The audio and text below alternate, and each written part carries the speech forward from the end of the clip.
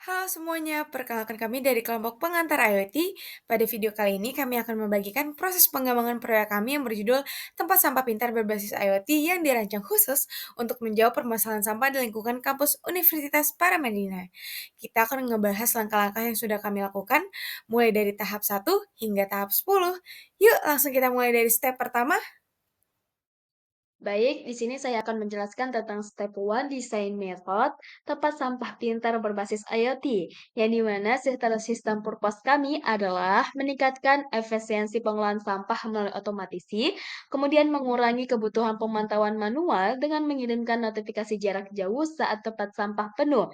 Kemudian meningkatkan keselamatan lingkungan dengan mendeteksi kondisi berbahaya seperti asap atau kebakaran. Dan yang terakhir adalah memberikan umpan balik real time kepada pengguna dan petugas melalui indikator audio visual.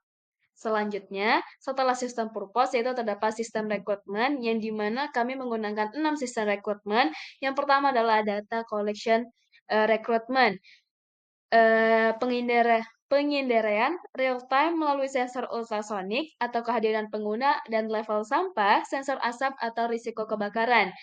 Kemudian data analis rekrutmen yang di mana, kami memproses data secara real time untuk membuka tutup tempat sampah saat pengguna deteksi mengklasifikasi jenis sampah berdasarkan input sensor dan mengaktifkan peringatan saat tempat sampah penuh.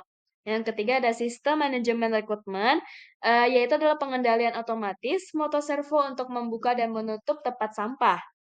Yang keempat adalah data privasi and security recruitment, yang di mana pengumpulan data pengguna minimal, komunikasi SMS aman, dan firmware anti perusakan. Yang ke lima ada user interface recruitment, yaitu adalah status tempat sampah real time pada LCD, isyarat audio, dan indikator LED untuk ketersediaan atau kesalahan. Yang terakhir ada notification dan communication recruitment, yang di mana informasi ini langsung ke pengguna melalui buzzer, LED atau LCD, dan speaker. Peringatan jarak jauh dikirim via SMS kepada petugas saat tempat sampah penuh atau terdeteksi kebakaran. Baik, selanjutnya saya akan menjelaskan tentang step 2 desain metode dari tempat sampah pintar berbasis IoT, yang di mana proses ini dimulai dari start, kemudian beralih ke pemilihan antara mode auto dan mode manual. Nah, dalam mode auto, sistem memulai dengan deteksi sensor untuk memeriksa tingkat sampah. Jika tingkatnya rendah, open lid dan sistem memeriksa adanya asap.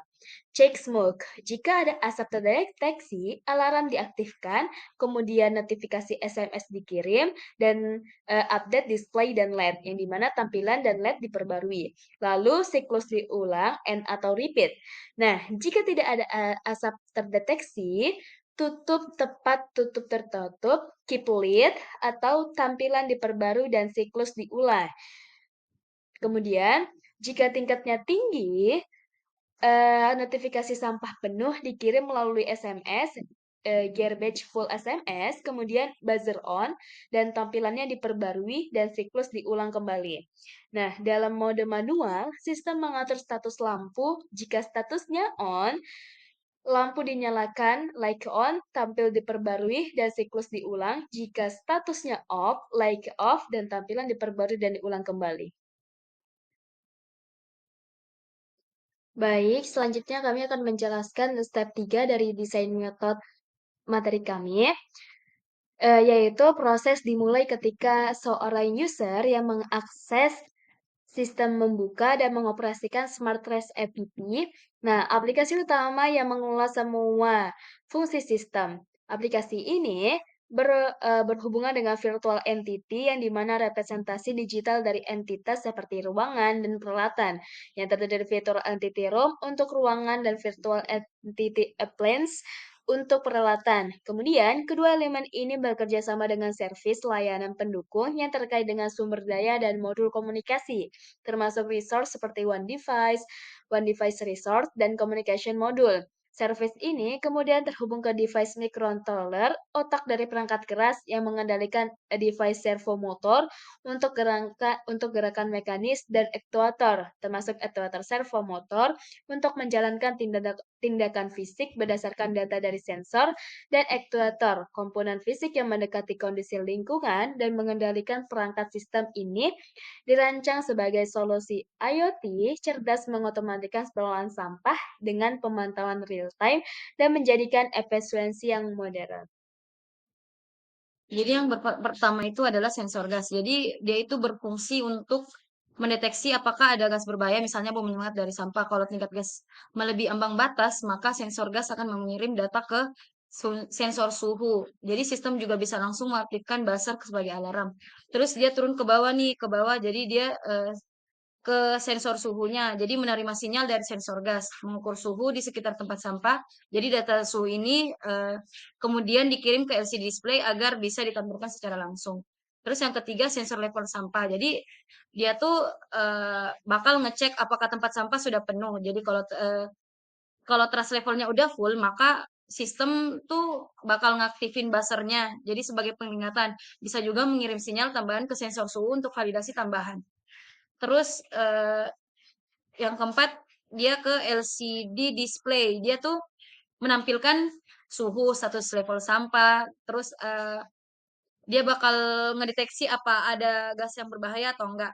Terus LCD ini juga tuh ngebantu buat pengguna atau petugas kebersihan untuk mengetahui kondisi tempat sampah secara tepat. Yang terakhir dia kembali ke buzzer. Jadi buzzer itu berfungsi sebagai alarm. Buzzer bakal aktif kalau tempat sampahnya penuh atau gas berbahaya sama suhunya terlalu tinggi. Nah, kemudian ada trust level service. Jadi dia tuh bisa memonitor level sampah. Jadi alur data itu ngalir ke gas monitoring sama LCD display service. Ya, terus ke bawah dia ke gas monitoring. Jadi dia menerima pemicu atau trigger dari trust level service jika terdeteksi ada gas yang berbahaya. Terus bisa juga memicu tindakan ke buzzer control. Terus yang ketiga ada temperatur monitoring itu dia memantau suhu di tempat sampah jika terjadi peningkatan suhu abnormal, dia bakal memicu buzzer kontrolnya tuh buat nyala. Sama memicu juga ke LCD display service-nya. Terus LCD display service-nya itu dia bakal nerima data dari si temperatur monitoring. Jadi dia berbagai layanan seperti trust level, suhu, dan gas. Jadi dia ngenampilin satu sistem ke pengguna. Jadi buzzer kontrolnya yang terakhir itu dia bakal aktif kalau terjadi peningkatan suhu ekstrim, level sampah penuh, sama gas melebihi ambang. Pada step 6, menunjukkan IoT level. Level IoT yang kami gunakan adalah IoT level 4, di mana terdapat beberapa perangkat IoT yang terhubung ke dalam sistem. Perangkat IoT dikontrol di sisi lokal dan mengirimkan data ke dalam database yang tersimpan di sisi cloud. Kemudian data yang tersimpan di database akan dikirimkan ke dalam aplikasi. Lalu analisa komponen, service juga dilakukan di sisi cloud. Oke, yang step 7 ini ada functional view specification. Nomor 1 ini ada device yang berada di lokal, saling terhubung ke device functional group, tepat itu di sensor dan aktuator. Jadi perangkat fisik IoT seperti sensor dan aktuator itu di mapping ke functional group sensor dan aktuator. Lalu resource terhubung ke computing devices yang tepatnya itu berada di device functional group. Jadi abstraksi perangkat itu yang dilakukan oleh data lokal. Lalu yang ketiga itu ada controller device terhubung ke computing device yang berada di device functional group. Nah, ini maksudnya adalah menangani logika kontrol terhadap perangkat dan juga aktuator. Lalu yang keempat itu ada monitoring node terhubung ke device manajemen yang berada di manajemen functional group. Jadi lebih ke memantau status device dan juga melakukan analisis lokal. Lalu yang kelima ini ada observer node yang berada di lokal dan cloud. Dua-duanya ini mereka terhubung ke application management yang berada di manajemen functional group. Jadi lebih ke mengawasin perilaku aplikasi dari kedua sisi, baik lokal maupun cloud. Lalu yang keenam itu ada Firebase, terhubung ke database server yang berada di application functional group. Jadi Firebase ini digunakan untuk menyimpan data perangkat dan juga pengguna. Lalu yang ketujuh ini ada Firebase lagi, tapi terhubungnya ke database manajemen yang berada di manajemen functional group. Nah, ini itu lebih ke nanganin manajemen data, struktur, dan juga update otomatis. Lalu yang kedelapan itu dari resource terhubung ke service functional group, tepatnya ke native service, yang dimana resource seperti data dan juga status perangkat itu dikontrol dan dikelola oleh native service yang nanganin operasi internal dan pengambilan keputusan berbasis data perangkat. Lalu yang kesembilan ini ada observer node, terhubung ke manajemen functional group, tepatnya ke application management, yang dimana lebih ke mengamati dan mencatat perilaku aplikasi dari sisi lokal.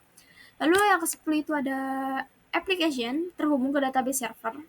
Nah, jadi application itu mengakses backend logiknya yang diproses oleh service di server.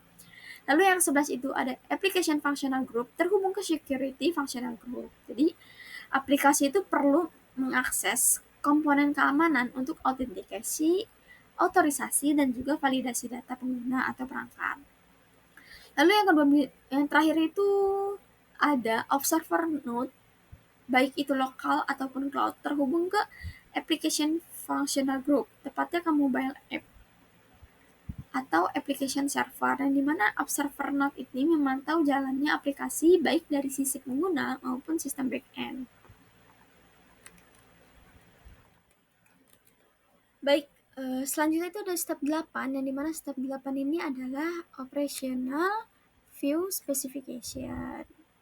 Jadi ini ada beberapa functional group, yaitu application functional group, management functional group, service functional group, communication functional group, security functional group, dan juga device functional group. Jadi yang pertama itu saya akan membahas mengenai application functional group yang berfungsi untuk menyediakan antarmuka dan juga logika aplikasi, yang dimana ada beberapa komponen. Yang pertama itu ada mobile app, digunakan untuk tampilan UI UX atau antarmuka di perangkat mobile pengguna. Lalu yang kedua itu ada application server, kami menggunakan Firebase hosting, tempat untuk menjalankan logika aplikasi. Lalu yang ketiga itu ada database server. Jadi menggunakan Firebase real time, jadi database menyimpan dan menyinkronkan data antar pengguna dan perangkat secara real time. Lalu yang kedua ada manajemen functional group yang berfungsi untuk mengelola dan juga mengontrol aplikasi, database, dan perangkat-perangkat IoT. Dan di dalamnya itu ada beberapa komponen. Yang pertama itu ada application management. Kami menggunakan Firebase Control untuk mengatur deployment dan manajemen aplikasi. Lalu yang kedua itu ada database management. Kami menggunakan Firebase untuk mengelola data, struktur database, dan juga akses data. Lalu yang terakhir itu ada device management. Menggunakan ESP32 device management, menangani pengaturan dan juga pemantauan perangkat berbasis ESP32. Lalu yang ketiga itu ada service functional group yang berfungsi menyediakan layanan utama yang digunakan oleh aplikasi, yang dimana ada dua komponen di sini. Yang pertama ada native service. Nah, native service yang di dalam itu sensor controller service yang menangani pemrosesan data dari sensor di perangkat lokal. Lalu yang kedua itu ada mobile service. Dia itu berbasis real-time database yang menyediakan layanan data yang langsung dapat diakses oleh mobile app dan juga perangkat. Lalu yang functional group yang keempat itu ada communication yang berfungsi menyediakan jalur komunikasi antar bagian sistem, baik lokal maupun cloud, yang dimana komponennya itu ada communication APIs. Jadi communication APIs itu API menggunakan Firebase REST API yang digunakan oleh aplikasi untuk perangkat untuk membaca atau menulis data. Nah, communication protocols itu ada beberapa. Yang pertama itu adalah link layer menggunakan Wi-Fi, network layer menggunakan IP version 4, transport layer TCP, application layer HTTPS, dan ini untuk menjelaskan stack komunikasi dari lapisan fisik hingga aplikasi. Lalu layer yang kelima itu ada device yang berfungsi perangkat fisik yang menjalankan fungsionalitas IoT. Yang dimana komponennya itu ada computing device, kami menggunakan ESP32, jadi otak dari pemrosesan utama sistem. Lalu yang kedua itu ada actuators, kami menggunakan servo, speaker untuk menggerakkan atau memberi output fisiknya. Lalu sensornya kami menggunakan ultrasonic, DHT dan juga MQ2 untuk mengumpulkan data-data lingkungan. Lalu display, yang dimana kami menggunakan buzzer dan juga LCD untuk menampilkan atau memberi respon kepada pengguna. Lalu yang keenam ini, atau yang terakhir, ada security functional group yang berfungsi untuk menyediakan keamanan akses terhadap data dan juga sistem. Yang dimana komponen-komponennya authentication menggunakan Firebase authentication untuk memastikan pengguna yang mengakses adalah benar. Lalu ada authorization menggunakan Firebase database rules yang memastikan hanya pengguna yang berhak dan bisa akses ke data-data tertentu. Nah, jadi interaksi antar functional group ini yang sesuai para ini seperti application menggunakan layanan di service functional group, service functional group menggunakan communication functional group untuk komunikasi perangkat, dan juga communication functional group berinteraksi langsung dengan device functional group. Jadi dan application functional group juga membutuhkan security untuk autentikasi dan juga otorisasi. Jadi lebih ke dari semua bagian ini lebih ke manajemen functional group itu terhubung ke banyak functional group, karena manajemen functional group ini mengatur semua functional group yang ada di step 8 ini. Pada step 9 menunjukkan skema rangkaian IoT. Rangkaian IoT yang kami menggunakan ESP32 sebagai kontrolernya. Selain itu juga terdapat sensor ultrasonik sebagai pengukur jarak dan pengukur tinggi sampah. Sensor DHT22 sebagai pengukur suhu temperatur, MQ2 gas sensor sebagai pendeteksi gas, motor servo sebagai pembuka tutup tempat sampah, LCD dan buzzer sebagai pemberitahuan. Baik, pada tahap ke-10 ini kami masuk ke proses pengembangan aplikasi dengan menyusun sebuah prototipe yang interaktif yang mendekati bentuk akhir dari aplikasi tempat sampah pintar berbasis IoT Universitas Paramadina. Jadi prototipe ini tuh kami buat untuk menggambarkan alur penggunaan aplikasi secara nyata, khususnya dari sisi petugas kebersihan kampus sebagai pengguna utama. Dalam desain ini kami memvisualisasikan berbagai fitur penting yang akan memudahkan pekerjaan mereka. Pertama, pengguna akan masuk melalui halaman login menggunakan akun masing-masing, kemudian mereka akan diarahkan ke dashboard yang menampilkan informasi ringkas, jumlah tempat sampah yang penuh, hampir penuh, maupun kosong. Aplikasi ini juga menyediakan daftar tempat sampah lengkap dengan detail lokasi serta kapasitas, dan tampilan peta interaktif yang menunjukkan posisi tempat sampah dengan indikator warna merah untuk penuh, kuning hampir penuh, dan hijau jika masih kosong. Fitur notifikasi juga tampilan dalam dua bentuk, yaitu notifikasi di layar HP dan notifikasi di dalam aplikasi yang akan muncul secara real time saat ada tempat sampah yang memerlukan perhatian. Selain itu, terdapat halaman akun pengguna untuk menampilkan identitas petugas dan halaman riwayat pengambilan untuk mendokumentasikan aktivitas pembersihan berdasarkan lokasi dan waktu. Dan seluruh halaman terbuka ini tuh kami susun berdasarkan prinsip UI UX modern agar tampilannya sederhana, fungsional, dan mudah digunakan, terutama oleh petugas lapangan yang membutuhkan akses cepat dan efisien. Demikianlah presentasi dari kelompok kami mengenai pengembangan proyek tempat sampah pintar berbasis IoT di Universitas Paramadina yang telah kami jelaskan secara bertahap mulai dari step 1 hingga step terakhir yaitu step 10. Kami berharap proyek ini dapat menjadi solusi nyata dalam meningkatkan efisiensi pengelolaan sampah di lingkungan kampus kami serta mendukung gerakan menuju kampus yang lebih bersih, sehat, dan berbasis teknologi. Terima kasih atas perhatian dan waktunya. Kami terbuka untuk pertanyaan, masukan, maupun saran yang dapat membantu penyempurnaan proyek ini ke depannya. Terima kasih.